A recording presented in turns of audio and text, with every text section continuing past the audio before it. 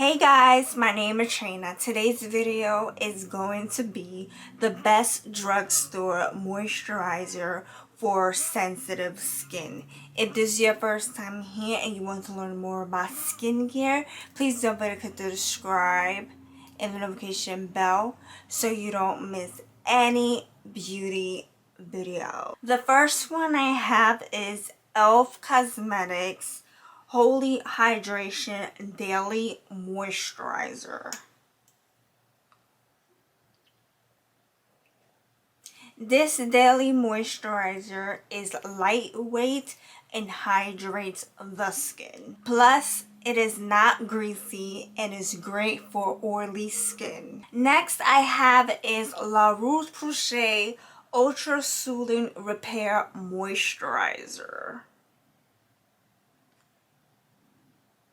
This repair moisturizer is also lightweight and fragrance free. It goes on smoothly while hydrating and moisturizing the skin. Thank you so much for watching. I really hope you enjoyed the best drugstore moisturizer for sensitive skin.